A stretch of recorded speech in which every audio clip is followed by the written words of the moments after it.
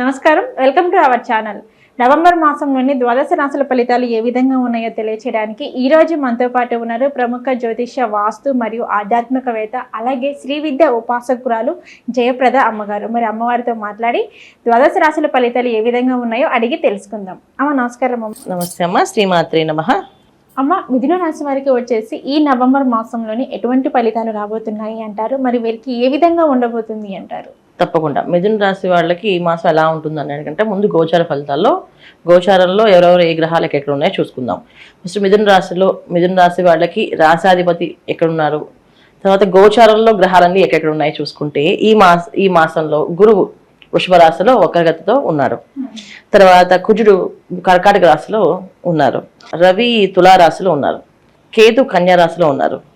శుక్రుడు బుధుడు వృశ్చిక రాశిలో ఉన్నారు. తర్వాత రాహు మీనరాశిలో ఉన్నారు. శని భగవాన్ కుంభరాశిలో ఉన్నారు వక్రిస్తూ. సో ఈ విధంగా ఈ మాసం అంతా ఈ గోచార ఫలితాలు మిథున రాశి వాళ్ళకి ఈ విధంగా ఉన్నాయి.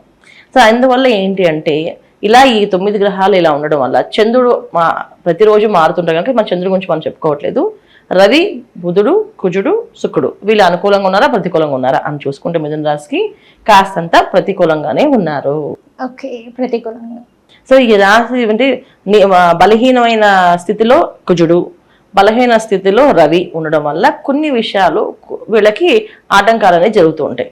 ఏ విషయాల్లో అంటే మిథున రాశాధిపతి అయిన బుధుడు వచ్చేసి వృశ్చిక రాశిలో 6వ స్థానంలో ఉండడం వల్ల, ఈ 6వ స్థానంలో ఎప్పుడైతే బుధుడు ఉండడం వల్ల వీళ్ళకి కాస్త మాట్లాడడానికి ఏదైనా పని చేయడానికి కమ్యూనికేషన్ స్కిల్స్కి అన్నిటికీ బాగుంటుంది. అయినప్పటికీ కూడా ద్వితీయంలో కుజుడు ఉండడం వల్ల ఎప్పుడైతే ద్వితీయంలో కుజుడు ఉన్నాడో కాస్తంత అగ్రెసివ్గా చేయడం, చేసే పని సాఫ్ట్గా కాకుండా కొంచెం స్పీడ్గా అవ్వాలనుకోవడము, ఇప్పుడే అవ్వాలనుకోవడం, ఈ క్షణమే కావాలనుకోవడం అనేది కాస్త తొందరపాటు నిర్ణయాలు తీసుకుంటుంటారు.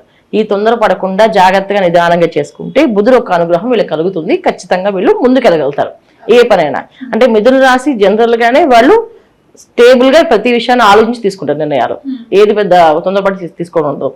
కానీ ఇప్పుడు ఇలా ద్వితీయంలో ఎప్పుడైతే కుజుడు వీళ్ళకు ఉన్నారో కాస్తంత స్పీడ్ పెంచడము కొన్ని విషయాల్లో. తర్వాత కుటుంబ పరంగా ధనం పరంగా కాస్త ఖర్చులు ఎక్కువగా ఉండడం.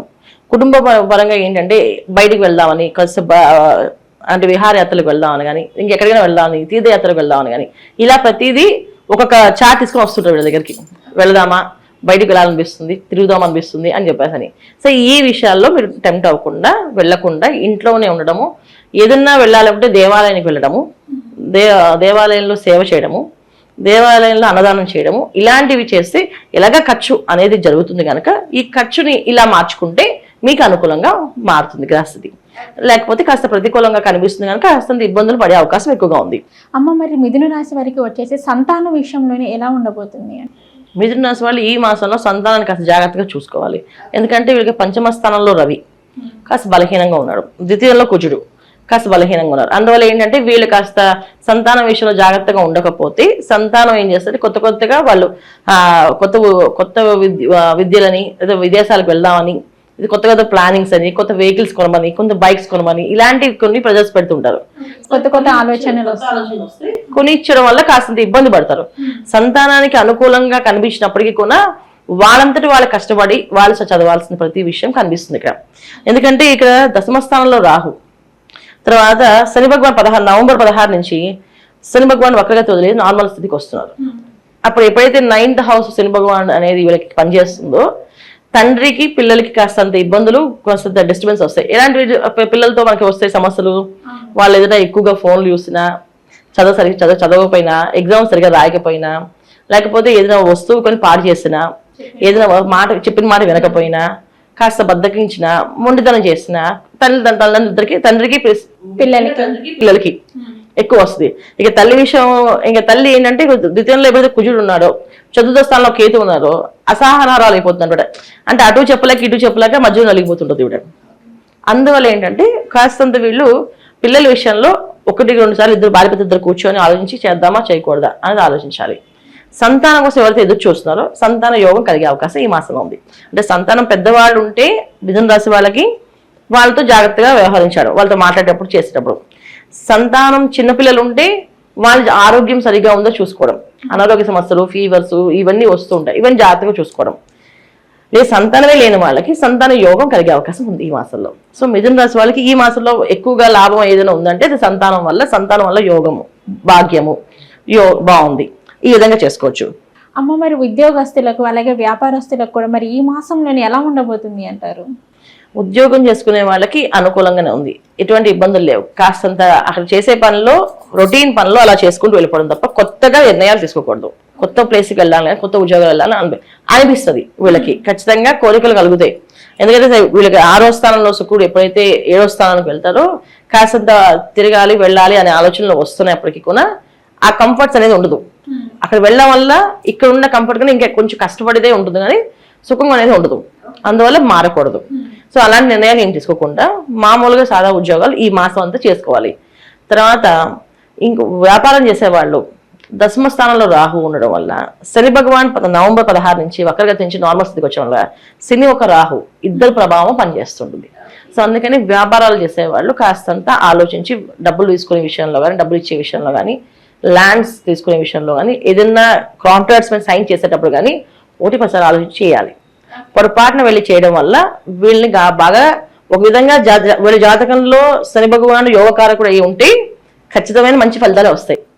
శని భగవాన్ యోగకారకుడు కాకపోతే మాత్రం ఖచ్చితంగా ఇబ్బంది పెట్టే అవకాశం ఎక్కువగా ఉంటుంది. శని అండ్ రాహు రెండూ కలిసి ఇబ్బంది పెట్టే అవకాశం ఎక్కువగా ఉంటుంది. అందుకని జాగ్రత్తగా ఉండడం అనేది ఈ మాసంలో ప్రతిదీ ఆలోచించి చేయండి. ఏ పనైనా ఈ మాసంలో ఏ రాశికైనా ఒక్కొక్క విషయం ఏంటంటే ప్రతికూలం గ్రహాలు ఎక్కువగా ఉన్నాయి అన్ని రాశులకి. అందువల్ల ఏంటంటే కాస్త ఆలోచన అనేది ఇంపార్టెంట్. ప్రతిదీ ఒక క్షణం ఆలోచించాలి. తొందరపడి చేయడం కానీ, తొందరపడి ఆలోచించకుండా ముందుకు వెళ్ళడం కానీ చేస్తే ఇబ్బంది పడే అవకాశం ఉంది. సో ఈ మాసంలో వీళ్ళు చేయాల్సిన వ్యాపారం వాళ్ళైనా ఉద్యోగస్తులైనా ఆలోచించి నిర్ణయాలు తీసుకోండి, అన్ని అనుకూలంగా ఉంటాయి. వివాహాలు ప్రయత్నాలు చేసేవాళ్ళు వివాహ ప్రయత్నాలు ఫలిస్తాయి ఈ మాసంలో. సో ఎప్పటి నుంచో వివాహం కోసం ఎదురు చూసేవాళ్ళు, వివాహం చేసుకోవాలని ఎవరైతే పిల్లలు వీళ్ళకి మొండికేస్తున్నారో వాళ్ళు కూడా ఈ మాసంలో కాస్త వీళ్ళు మాట విని ఆ వివాహానికి ప్రయత్నాలకి వాళ్ళు ఒప్పుకుంటారు. వివాహాలు జరిగే అవకాశం ఉంది. వివాహ ప్రయత్నాల్లో ఉన్న వాళ్ళు చక్కగా చేసుకోవచ్చు. ప్రేమ వ్యవహారాలు, ప్రేమించే వాళ్ళు, ప్రేమించి పెళ్లి చేసుకుందాం అనుకునే వాళ్ళు మాత్రం ఈ మాసం వాయిదా వేసుకోండి. ఎందుకంటే ద్వితీయంలో కుజుడు, 4వ స్థానంలో కేతువు, 9వ స్థానంలో శని భగవానుడు, రాహు 10వ స్థానంలో రాహు. ఈ 4 ఉన్న గ్రహాల వల్ల కొంతవరకు వీళ్ళకి ప్రతికూలం కనిపిస్తుంది. కొన్ని చేసే ప్రేమ అనేది మోసపోతున్నామని ఇంట్లో వాళ్ళు కానీ బయట వాళ్ళు కానీ సపోర్ట్ అనేది ఉండదు. మీరు నిజాయితీగా ప్రేమించుకున్నా అక్కడ సపోర్ట్ దొరకదు. అందువల్ల ఏంటంటే ఈ మాసంలో కాస్త మాట్లాడకుండా ఉండడం మంచిది. మిగతా అన్ని విషయాలు అనుకూలంగా ఉన్నాయి మిగతా వాళ్ళందరికీ. ఓకే అమ్మ, మరి వృషభ రాశి వారు వచ్చేసి ఎటువంటి పరిహారాలు చేసుకుంటే వీళ్ళకి బాగుంటుంది అంటారమ్మా ఈ మాసంలో? వీళ్ళు విష్ణు ఆరాధన ఎక్కువ చేయడం వల్ల బుధుడు ఒక అనుగ్రహం ఎక్కువ కావాలంటే విష్ణు ఒక అనుగ్రహం కావాలి. సో విష్ణు సహస్రనామం పారాయణ చేసుకోవడం, విష్ణు సహస్రనామాన్ని చదవడము, లక్ష్మీ అష్టోత్తరం చేయడము. సో లక్ష్మీ అష్టోత్తరము, విష్ణు సహస్రనామం చేయడం వల్ల ప్రతి గ్రహం అనుకూలంగా మారే అవకాశం ఎక్కువగా ఉంది వీళ్ళకి. సో వీళ్ళు చేయాల్సిన పరిహారం ఏంటంటే పొద్దున్నే విష్ణు సహస్రనామం 6 గంటలకు చదవగలిగితే సూర్యోదయం పూర్వమే నిద్ర లేచి సూర్య నమస్కారం చేసి విష్ణు సహస్రనామం 6 గంటలకు చదువుకోవాలి. చదవడం రాని వాళ్ళు చక్కగా టీవీలో పెట్టి వినండి, విష్ణు సహస్రనామం వినండి. అది పెట్టేసి మీ పని మీరు చేసుకోవడం కానీ, స్నానం చేయకుండా పెట్టడం కానీ అలాంటివి చేయకూడదు. మనకి రాదు గనక, మనం పలకలేము గనక నేను ఇలా పెట్టుకుంటూ వింటున్నాను స్వామిని, దేవుడి దగ్గర ఒక నమస్కారం చేసి ఈ వీడియోని పెట్టుకోవాలి. మనం అది ఫోన్లో అయినా టీవీలో అయినా దేంట్లో అయినా పెట్టినప్పుడు ఒక నమస్కారం భగవంతుడు చేయాలి. స్వామి మాకు రావట్లేదు, నోరు తిరగట్లేదు, కానీ ఇది చదవమన్నారు, ఇది పరిహారం చెప్పారు, ఈ పరిహారం చేయాలి కనుక ఇది వినడానికి నేను ఇలా పెట్టుకుంటాను అని చెప్పి అది వింటూ ఏదో ఒక మెడిటేషన్ చేయడమో ఏదో ఒక మంత్రాన్ని చేసుకోవడమో ఉండాలి. అంతేగాని దాని బట్టి అది పోదు మేము పెట్టేస్తాం అనుకోకుండా పొద్దున్న సాయంకాలం విష్ణు సహస్రనామం వినడము చదవడం వల్ల మంచి ఫలితాలు, మెరుగైన ఫలితాలు వీళ్ళు అనుకున్న పనులన్నీ అవ్వడానికి, అంటే వ్యాపారస్తులకైనా, ఉద్యోగస్తులకైనా, విద్యార్థులకైనా, స్త్రీలకైనా, ఎవరికైనా అనుకూలంగా మారాలి అంటే ఈ మాసం అంతా వీళ్ళు చేయాల్సిన పని విష్ణు సహస్రనామాన్ని పొద్దున్న 6 గంటలకి సాయంత్రం 6 గంటలకి వినడం కానీ చదవడం కానీ చేయడము, లక్ష్మీ అష్టోత్తరం చేయడం కానీ వినడం చేయడము, దేవుడి దగ్గర దీపారాధన చేయడము, నమస్కారం చేయడం, ఈ పని ఖచ్చితంగా చేయాలి ఈ మాసం అంతా. ఇలా చేయాలి. బాగా వ్యాపారంలో అభివృద్ధి కావాలి, మేము ఇప్పుడే మొదలు పెట్టాం అనుకునే వాళ్ళు ప్రతి బుధవారము గోశాలకు వెళ్ళి పాలకూరను పెట్టాలి. నానబెట్టిన పెసలు కానీ పాలకూర కానీ పెట్టడం వల్ల వ్యాపారంలో అభివృద్ధి వస్తుంది. వివాహ ప్రయత్నాల్లో ఉన్న వాళ్ళు ఆటంకాలు వస్తున్నాయి అనుకున్న వాళ్ళు ప్రతి శనివారం గోశాలలో ప్రదక్షిణాలు 9 ప్రదక్షిణాలు గోశాల చుట్టూ ప్రదక్షిణాలు చేసి గోవుకి ఏదైనా స్నానం చేయించడం కానీ లేకపోతే ఏదైనా గ్రాసం వేయడం కానీ చేయడం వల్ల మంచి మెరుగైన ఫలితాలు, మంచి సంబంధం వచ్చే అవకాశం ఉంటుంది. ఈ విధంగా మిథున రాశి వాళ్ళు ఈ మాసం పరిహారం. ఓకే ఓకే అమ్మ, మిథున రాశి వారు వచ్చేసి నవంబర్ మాసంలోనే ఎటువంటి పరిహారం చేసుకుంటే వారికి మెరుగైన ఫలితాలు వస్తాయో తెలియజేశారు. నమస్కారం అమ్మ. శ్రీమాత్రే నమః.